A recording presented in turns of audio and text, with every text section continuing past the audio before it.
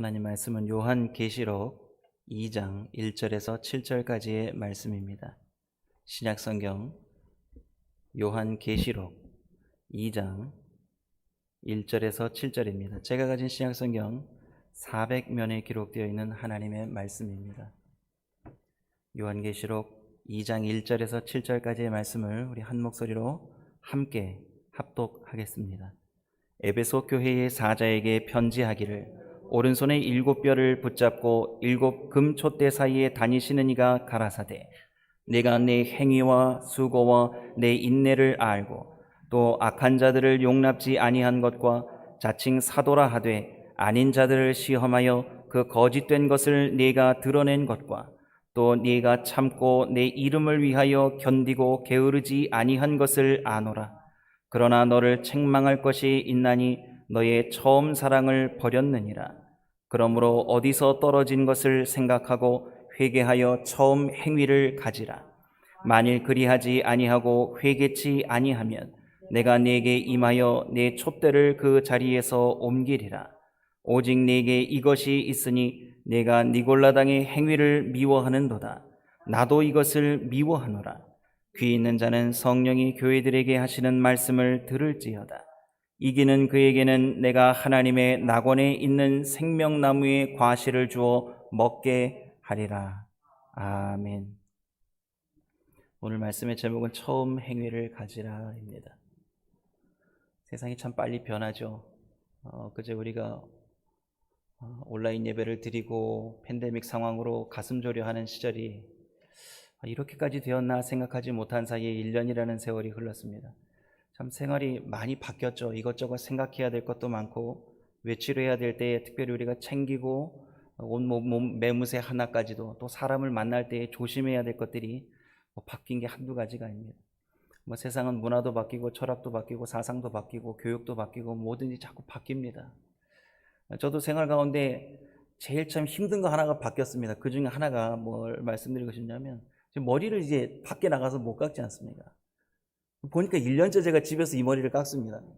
1년째 지금 제가 애 머리도 제가 깎고 집에 있는 내자 아내 머리도 제가 깎아줍니다. 미용실 머리 깎으러 어디 나가지를 못합니다.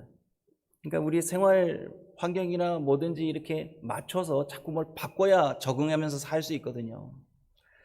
그런데 성경 말씀은 세상이 아무리 변해도 이런 방법 저런 수단을 가지고 세상에서 살아야 뒤처지지 않고 사는 것처럼 그렇게 우리는 느끼고 살지만 성경 말씀은 변함이 없습니다. 여전히 이 말씀이 우리의 삶에 적용되어지고 삶으로 드러날 때에 하나님께서 영광을 받으신다라는 건 변함이 없습니다. 그래서 교회를 어떻게 성장돼야 되나, 교회를 어떻게 부흥시켜야 되나, 어떻게 하면 많은 사람들이 은혜를 받나, 어떻게 하면 많은 사람들에게 복음을 전하나, 이러한 것들을 많은 분들이 고민하고 또 목회자들은 이런 걸 위해서 눈물로 기도합니다. 답은 하나입니다. 성경 말씀으로 돌아가서 주님께서 주신 그 말씀대로 주님의 몸된 교회를 섬기다 보면 주님께서 교회를 이끌어 가시고 교회의 머리 되신 그리스도께서 교회를 앞장서서 인도해 주신다고 성경은 우리에게 알려주고 있습니다. 오늘 에베소 교회에 대한 말씀을 통해서 우리가 배워야 될 것들이 있습니다. 그건 바로 우리가 너무 잘 알고 있는 처음 사랑, 처음 행위를 다시 회복해야 된다라는 말씀을 오늘 주님께서 에베소 교회에 말씀하고 있습니다. 이제 에베소 교회를 살펴보고요. 우리가 이제 신앙생활하면서 지금껏 과거를 쭉 돌아보시면서 내가 지금 버리고 산 것, 지금 놓치고 살고 있는 것, 내가 지금 생각지 아니한 가운데 주님께서 나를 보시고 그거 참 안 된다 그러면 이렇게 안타까워하시는 그런 음성을 성경을 통해서 한번 들어보도록 하겠습니다. 오늘 1절 말씀을 다 같이 한번 읽어보겠습니다. 에베소 교회의 사자에게 편지하기를 오른손에 7뼈를 붙잡고 7 금촛대 사이에 다니시는 이가 가라사대. 아멘. 20절을 보시면 굳이 해석이 안 돼 있어도 성경이 그대로 우리에게 이 뜻이 무엇인지 알려주고 있습니다. 우리 1장 20절 말씀 성경 한번 읽어보겠습니다. 네 본 것은 내 오른손에 7뼈의 비밀과 7 금촛대라. 7뼈는 7 교회의 사자요 7 촛대는 7 교회니라. 아멘. 구원의 능력을 쥐고 계신 분, 온 교회의 주인이 되어주시고 머리 되어주신 주님께서 교회에게 말씀하고 계십니다. 교회의 주인 되시고 교회를 이끌어 가시는 구원의 구주 되신 주인공이신 주님께서 말씀하시는 거예요. 에베소 교회에 말씀하십니다. 에베소 교회가 어떤 교회인지 조금 알고 이제 2절 3절을 볼 텐데요. 에베소 교회는 우리가 성경을 통해서 이미 알 수 있습니다. 사도행전 18장에 보시면 사도 바울이 안디옥으로 2차 선교 여행을 마치고 돌아가는 길에 잠깐 들러서 회당에서 유대인과 변론을 벌이던 사이에 그 중에 예수님의 복음에 대해서 궁금증을 가지고 의문을 가지고 알고 싶어하는 사람들이 생겼습니다. 그리고 나서 그곳에 아볼로라는 분, 성경에 능통하였던 학문이 출중하였던 그런 분으로 소개되었던 아볼로라는 분이 이 에베소 지역에서 모인 사람들에게 그리스도를 전합니다. 그 그리스도를 전하자 많은 사람들이 그리스도를 믿고 싶어하고 또 따르려고 하는 마음으로 말씀을 받았다라는 거죠. 그리고 나서 사도 바울이 어떻게 하죠? 3차 선교 여행 때에 들립니다. 요거는 조금 이따가 말씀을 드리고요. 먼저 우리가 성경을 볼 때 에베소 지역에 대해서 조금 생각을 해보겠습니다. 많이 들어보시고 또 성경에서 익숙한 지역이고 또 에베소서를 많이 암송하시기 때문에 에베소 지역에 대해서 한 번쯤 다 들어보셨습니다. 에베소 어디에 있나요? 지중해 연안 무슨 도시죠? 예, 항구 도시입니다. 항구 도시니까 무역이 발달했고 상업이 발달했고 그곳에 많은 금전적인 거래가 왔다 갔다 했다라는 거 다 들어보셨습니다. 거기에 종교적인 특징이 하나 있습니다. 거기에 세계 7대 문화유산이라고 하는 지금 그렇게 정해놓은 아데미 신전이 거기에 있습니다. 그 신전의 의리의리한 모습, 그리고 그곳에서 벌어졌던 여사제들의 음란, 또 거기서 행해졌던 각종 우상 제물들, 그리고 거기에서 파생되는 많은 장신구들 덕분에 에베소 지역은 경기가 항상 활황을 누렸습니다. 좀 잠시 후에 그 에베소 지역에서 일어났던 데메드리오 사건을 한번 살펴보면서요, 에베소 지역의 믿음을 지키고 사셨던 우리 신앙의 선배들이 거기서 어떤 어려움을 당했는지 한 장면을 보고 또 설명을 드릴 테고요.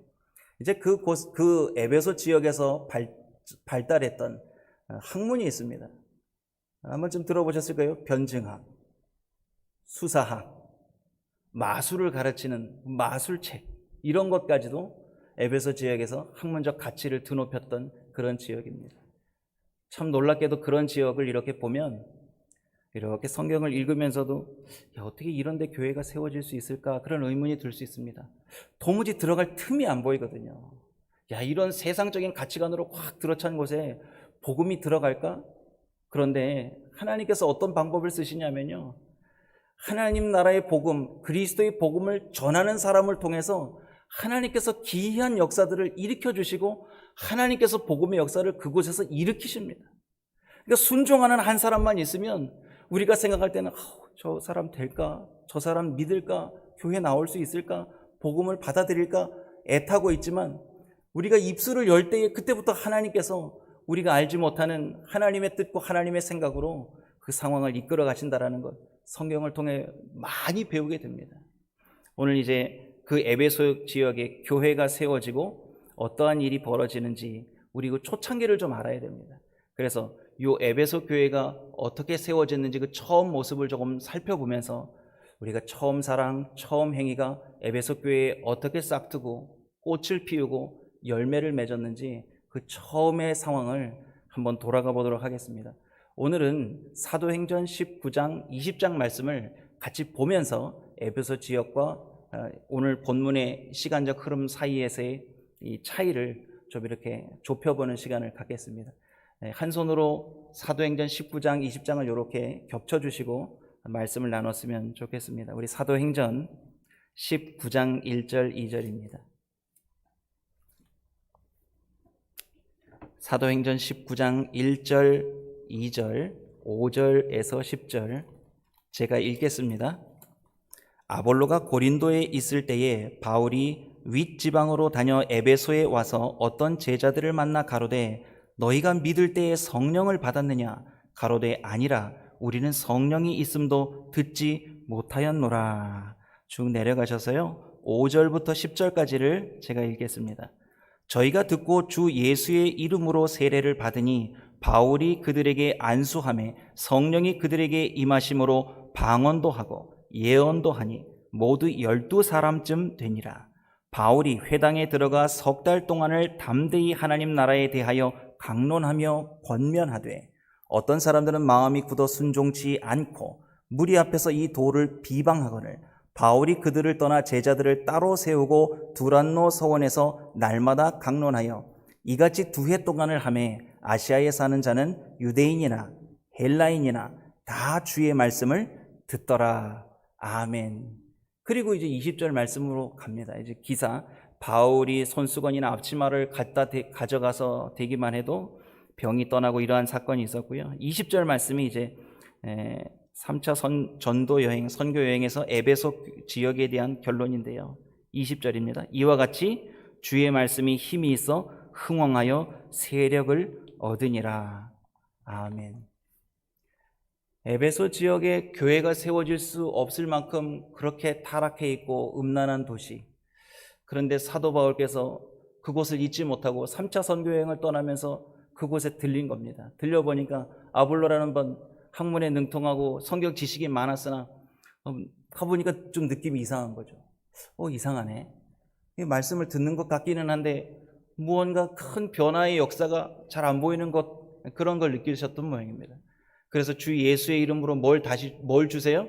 세례를 주시고 거기서 안수함에 성령이 임하시고 방언하고 예언하는 역사가 나타나고 그때 한 12분쯤 예수님을 믿게 된 거죠. 정말 진실로 체험 있는 신앙으로 나온 거죠. 그곳에서 이렇게 말씀의 뿌리를 내리고 신앙이 출발한 겁니다. 그러니까 12분쯤 에베소 교회의 멤버가 되어서 이제 에베소 교회가 탄생하게 된 겁니다. 사도 바울께서 이 에베소 지역에서 몇 해를 머무셨나요? 20장에 보시면 3년을 내가 눈물로 간구하며 권면했다라는, 훈계했다라는 말씀이 기록되어 있습니다. 그러니까 회당에서 3개월, 오늘 본 말씀 두란노 서원에서 2년을 넘게 하나님의 말씀을 강론하고 가르쳤다라는 거죠. 그래서인지 에베소 교회의 출발은 참 균형이 잡혀 있었습니다. 말씀에 대한 사모함, 말씀에 대한 깊이, 복음의 진리에 대한 이해가 어느 교회보다도 상당히 진중하고 진지했다라고 알 수 있습니다. 왜냐하면 사도 바울께서 이렇게 어느 지역에 가든지 교회가 세워지면 얼른 떠나셨거든요. 그런데 이 지역에서 3년 동안 거하면서 말씀으로 양육한 겁니다. 이게 참 귀한 사역을 하셔서 덕분에 이 에베소 지역 성도님들은 말씀에 대한 가치와 체험에 대한 가치가 균형을 잘 이루었던 것 같아요. 그랬기 때문에 그들이 신앙생활 하면서 외부로 들어오는 거짓 복음들, 자칭 사도로 하나 거짓 사도들, 또 신앙생활 하면서 많은 어려움들이 있었지만 이걸 말씀 가운데서 그걸 굳건하게 인내하면서 참아내면서 그 삶 속에서 이걸 지켜냅니다. 그걸 주님께서 에베소 성도님들에게 칭찬하시는 거예요. 참 잘했구나. 칭찬할 만하구나. 그 말씀이 오늘 본문 2절, 3절 말씀입니다. 우리 다시 요한계시록 2장으로 돌아와서요. 요한계시록 2장 2절, 3절 함께 읽겠습니다.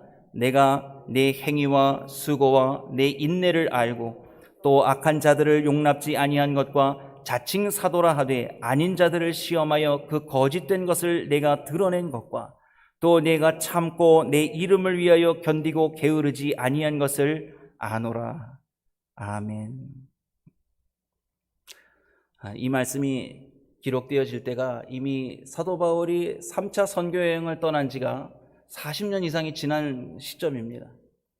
그러니까 3차 선교여행을 보통 AD 52년, 53년 이 정도로 보고 있습니다. 지금 이 요한계시록이 하나님께서 사도 요한에게 전해질 때 밤모섬에 유배되었을 당시입니다. 그러니까 최소한 AD 95년 이상은 된 겁니다.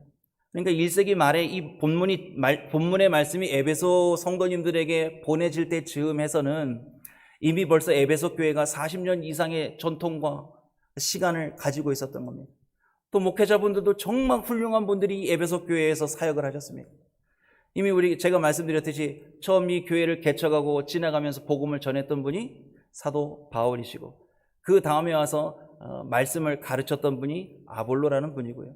그 다음에 사도 바울께서 다시 와서 3년간 말씀으로 양육하고 교회를 든든하게 세우고 그 다음에 정말 사도 바울이 아들처럼 자식처럼 양육하고 그를 그리스도의 종으로 세우기 위해서 눈물로 기도하면서 함께 선교지를 다니면서 복음의 현장을 체험했던 그 아들과 같은 복음으로 낳은 아들이다. 그는 디모데죠. 그가 에베소 교회에 사도 바울을 이어서 목회를 열심히 하고 순교를 당합니다. 도미티리안 시대에 이제 마지막으로 이 본문을 기록한 사도 요한이 AD 70년경에 로마 티투스에 의해서 예루살렘이 함락되지 않습니까? 그때에 예수님의 어머니 마리아를 모시고 이 에베소 지역으로 갑니다. 그래서 이 에베소에서 디모데를 이어서 사역했던 분이 사도 요한입니다. 그렇게 역사와 전통, 정말 이런 표현이 좀 이상할지 들리시더라도 좀 이해해 주십시오. 신앙의 기라성, 정말 신앙의 거장들, 정말 저분을 본받아야 된다, 저분이 전한 그리스도 믿을만하다, 그렇게 검증된 분들이 여기에서 목회를 정말 열심히 해서 이미 세월이 많이 흘렀습니다. 그런 교회였기에 이 교회는 진리를 분별할 수 있는 능력을 그 목회자들로부터 배운 거죠. 그래서 오늘 말씀에 보면 악한 자들을 용납지 아니하고 자칭 사도라 하되 아닌 자들을 오늘 본문에 보면 시험하여라는 표현입니다. 분별해냈다는 말씀입니다. 말씀으로 분별했다라는 겁니다. 그렇게 말씀 안에 든실하게 세워진 교회가 에베소 교회입니다. 이렇게 신앙생활이 교회 안에서만 진리 위에 굳게 섰느냐? 그것뿐만이 아니었습니다. 오늘 2절 말씀에 보시면 먼저 주님께서 칭찬하신 제목이 뭡니까? 내 행위와 내 수고와 내 인내를 이미 알고 계신 게 주님이십니다. 행위라는 단어로 오늘 이들의 삶을 표현하고 있습니다. 오늘 이 행위라는 단어는 에르가라는 단어입니다. 에르가라는 말은 이건 삶의 전반적인 행태를 말합니다. 그러니까 신앙생활, 교회 안에서 열심히 봉사하고 헌신하고 이런 생활뿐만 아니라 그들의 삶의 자리에 돌아가서 가정에서, 그들의 사업터에서, 그들의 직장에서, 그들이 하는 모든 일, 그들 가운데의 모든 행위를 주님이 하신다는 거고, 수고와 내 인내를 알고 계신다라는 건 이것 또한 그들의 삶과 연결된 말씀입니다. 수고라는 말이 우리가 지나가는 말, 아유 수고 많았어요, 수고하세요, 이렇게 지나가는 말이 아니라요, 오늘 본문에 코포스라는 말이 쓰였는데요, 이거는 그냥 단순하게 땀 흘려서 노력했구나 이런 의미를 조금 더 넘어섭니다. 고통스러운 노동을 최선을 다해서 해냈을 때에 헬라어로는 수고했다라는 표현을 씁니다. 그러니까 정말 힘들게 살면서 수고하는 거예요. 고통 중에서도 신앙을 지키고 삶을 지키기 위해서 최선을 다해서 에베소 성도님들 그렇게 살았다라는 겁니다. 왜 그랬을까요? 왜 이렇게 힘겹게 에베소 성도님들은 살았을까요?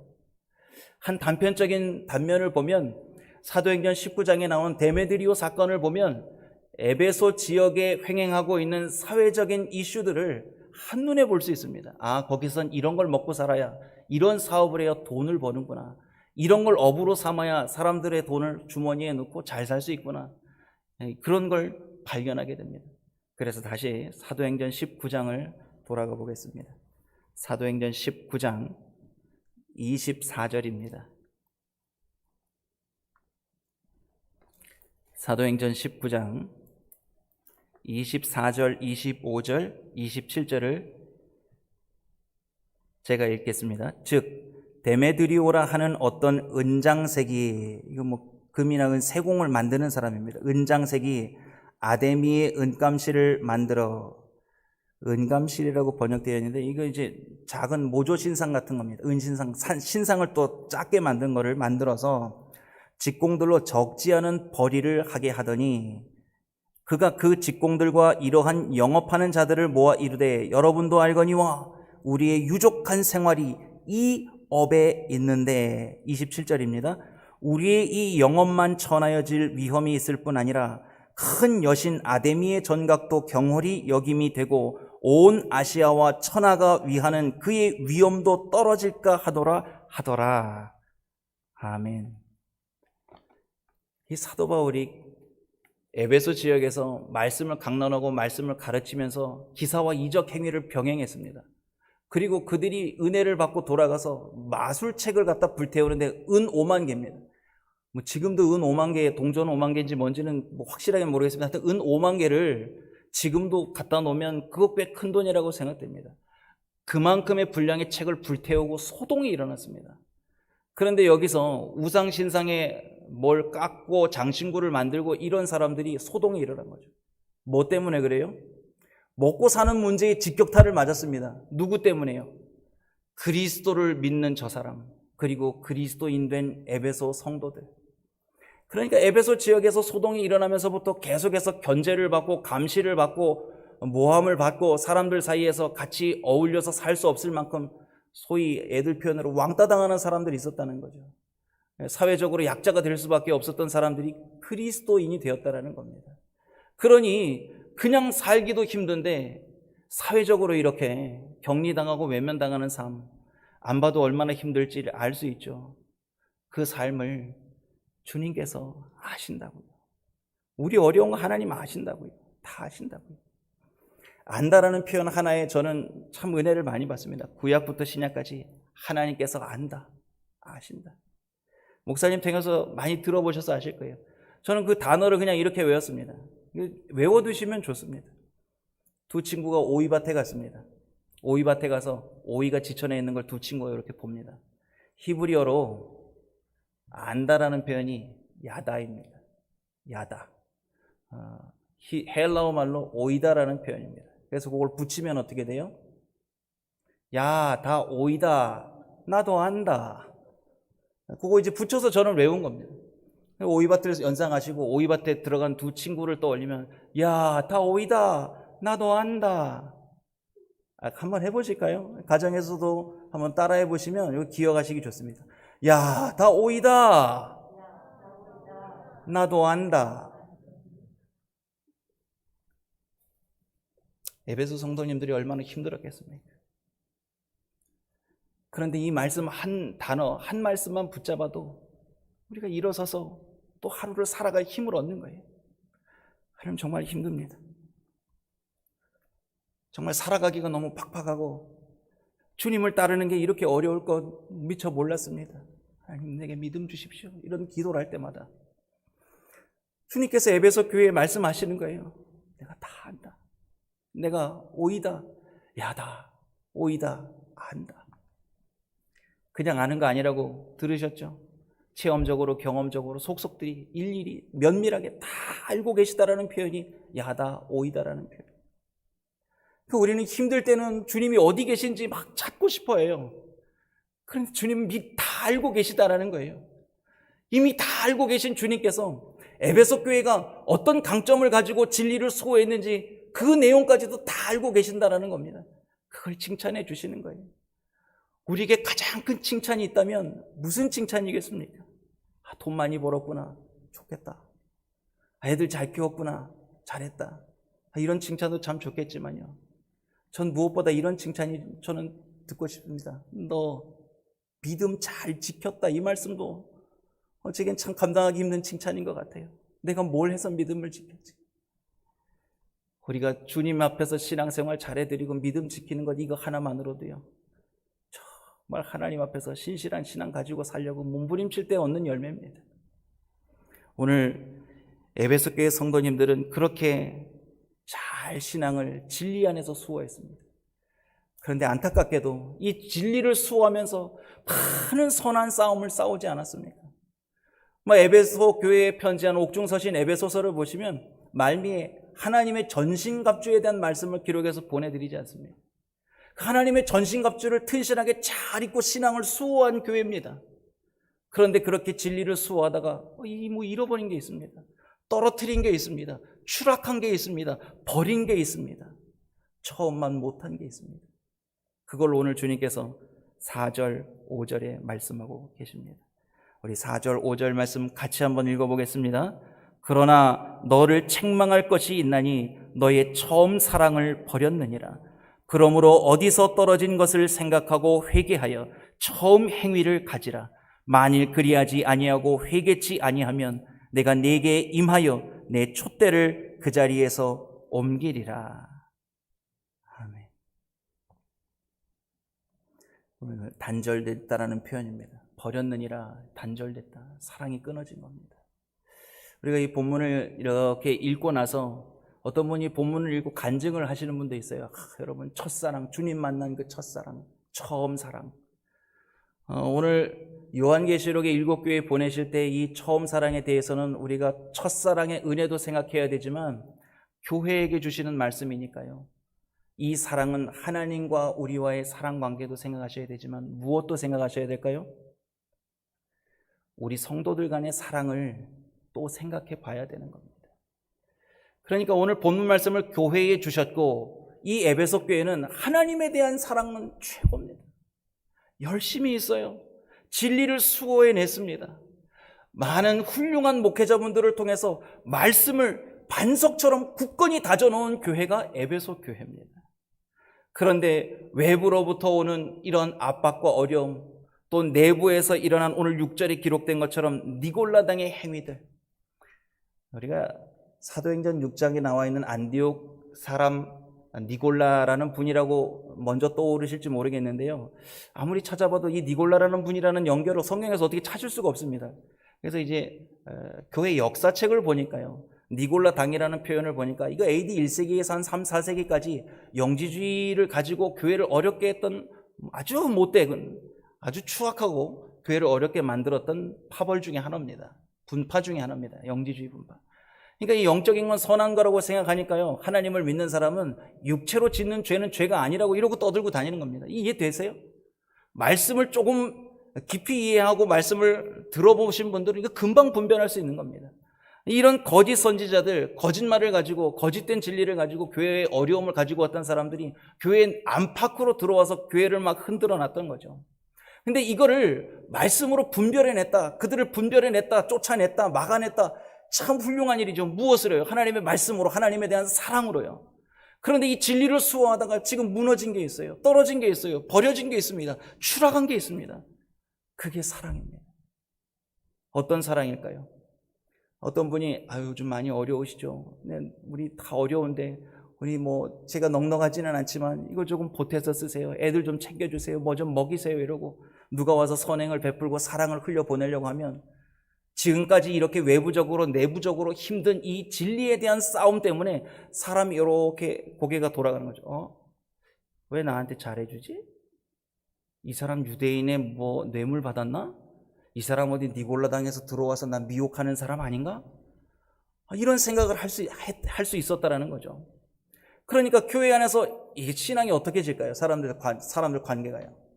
냉랭해지는 겁니다. 여러분, 신천지와 하나님의 교회 그 안상홍회의 증인이 한창 난리칠 때요, 어떤 새신자가 오면 제일 먼저 하는 일이 뭡니까? 저 사람 어디 신천지나 하나님의 교회에서 파견 나온 사람 아닌가? 이런 의심을 먼저 갖게 되는 겁니다. 그 이단이 득세할수록 교회 안에서 사랑으로 서로를 보듬어주기 그게 쉽지 않은 겁니다. 에베소 교회에도 진리를 수호하면서 그들 안에서 남아있는 이 아픔이 바로 처음에 가졌던 사랑의 행위들이 이렇게 변질되고 추락하고 떨어지게 된 겁니다. 이게 분리되게 된 거예요. 그러면 처방을 해야 되지 않습니까? 간단합니다. 오늘 주님 말씀하시잖아요. 처음 사랑을 버렸느니라 이러고 뭘 회복하라고 말씀하세요? 5절 말씀 다시 한번 읽겠습니다. 그러므로 어디서 떨어진 것을 뭐하고요? 생각하고 뭐하고요? 회개하여 처음 행위를 뭐하라고요? 가지라고요. 이게 너무 간단합니다. 생각하라는 말씀은 이거 현재 진행 명령형입니다. 그러니까 이게 한번 생각하고 그거구나 이러고 끝나는 게 아닙니다. 계속해서 기억하고 생각하고 곱씹고 해가면서 뭐하라고요? 회개하라고 말씀하시는 겁니다. 그리고 뭘 찾아서 뭘 다시 회복하시라고요? 처음 행위를 회복하시라고요. 처음 행위를 가지시라고요. 그걸 어떻게 메타노에온 해야 되냐면, 회개하는 마음으로 해야 되냐면 지금 즉시 바꿔서 해야 된다는 겁니다.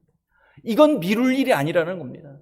이건 정말 교회 안에서 핵심이라는 거예요. 복음 중에 복음, 그 복음의 핵심에 있어서 나타날 행태, 그게 사랑입니다. 십자가의 은혜가 뭡니까? 성경을 압축해서 율법의 완성이 무엇입니까? 하나님을 사랑하고 이웃을 사랑하는 겁니다. 그러면 그렇게 사는 것이 무엇입니까? 라고 우리에게 질문되었을 때 오늘 에베소 성도님들이 지켰던 하나님 말씀에 대한 진리 수호와 성도들 간의 사랑이라는 거죠. 오늘 그 사랑의 모습을, 그럼 그 처음 사랑, 처음 행위가 도대체 성경 어디에 있습니까? 아무리 눈 씻고 찾아봐도 그걸 딱 집어낼 수는 없습니다. 그러나 처음 에베소 교회가 탄생하고 그 교회의 장로님들이 세워지고 그 교회를 목회했던 세우기 위해서 하나님께 초대 목회자로 하나님 세워주셨던 사도 바울 그 관계, 그것들을 보면 에베소 교회가 성도들 간의 사랑 관계가 얼마나 돈독했는지 알 수 있습니다. 그래서 오늘 한 번 더 사도행전 20장으로 가보겠습니다. 사도행전 20장 17절로 21절입니다. 바울이 밀레도에서 사람을 에베소로 보내어 교회 장로들을 청하니 오매 저희에게 말하되 아시아에 들어온 첫날부터 지금까지 내가 항상 너희 가운데서 어떻게 행한 것을 너희도 아는 바니 곧 모든 겸손과 눈물이며 유대인의 간계를 인하여 당한 시험을 참고 주를 섬긴 것과 유익한 것은 무엇이든지 공중 앞에서나 각 집에서나 꺼림이 없이 너희에게 전하여 가르치고 유대인과 헬라인들에게 하나님께 대한 회개와 우리 주 예수 그리스도께 대한 믿음을 증거한 것이라. 아멘. 사도 바울께서 예루살렘으로 가는 중입니다. 오순절이 이르기 전에 빨리 예루살렘으로 가야 되기 때문에 너무 바쁜 나머지 그 걸음을 멈추지 못하고 밀레도에 멈춰서 에베소 장로님들을 초청합니다. 이틀 3일길을 부지런히 달려와서 그 밀레도에서 사도 바울을 만납니다. 그때 사도 바울께서 이제는 다시 못 볼 거라는 거 서로가 알고 이제 마지막 권면을 사도 바울이 전합니다. 내가 3년 동안 눈물로 권면한 것들, 그리스도 예수의 진리의 복음을 이렇게 몸소 삶으로 나타낸 것, 장로님들 꼭 잊지 마십시오. 이제 내가 주 예수께 받은 사명을 위해서, 그 복음을 위해서 내가 이제 달려갈 길을 마치려 하며 제 생명도 조금도 부끄럽고 아까운 것으로 여기지 않고 이제 제 갈 길을 갈 겁니다. 이제 장로님들 다시는 못 봅니다. 이러고 마지막 권면을 남기는 장면입니다. 그런데 가장 많이 표현된 그 표현이 뭔지 아십니까? 눈물과 행위와 기도라는 표현입니다. 그러니까 에베소 교회에서 사도 바울께서 사역하면서 가장 많이 보여줬던 복음적 삶이고 눈물의 기도였고 그에게 가진 것 모든 것을 짜낸 사랑이었습니다. 그 사랑을 조금 더 구체적인 것으로 권면하고 있습니다. 그 성도들 간의 사랑이 얼마나 깊이 있고 진했던지 사도 바울께서 사도행전 20장 36절 이하에 이런 말씀으로 권면을 합니다. 사도행전 20장 35절로 38절입니다. 범사에 너희에게 모본을 보였노니 곧 이같이 수고하여 약한 사람들을 돕고 또 주 예수의 친히 말씀하신 바 주는 것이 받는 것보다 복이 있다 하심을 기억하여야 할지니라. 이 말을 한 후 무릎을 꿇고 저희 모든 사람과 함께 기도하니 다 크게 울며 바울의 목을 안고 입을 맞추고 다시 그 얼굴을 보지 못하리라 한 말을 인하여 더욱 근심하고 배에까지 그를 전송하니라. 아멘. 에베소 교회의 처음에 어떤 모습들이 있었는지는 이 장면 속에서 몇 가지를 볼 수 있습니다. 정리해보면 이런 겁니다. 에베소 교회 처음 시작할 때에는 겸손과 눈물이 끊이지 않는 그런 교회로 출발했습니다. 밤낮 쉬지 않고 서로를 위하여 무릎을 꿇고 기도하는 모습으로 서로를 섬겼고 오늘 사도 바울의 마지막 권면처럼 주는 것이 받는 것보다 복이 있습니다. 무슨 말씀이겠습니까? 서로의 필요를 채워주는 것, 지속적으로 주님 오시는 날까지 계속 교회 안에서 이 사랑을 열매로 가득 채우기를 권면하고 계신 거죠.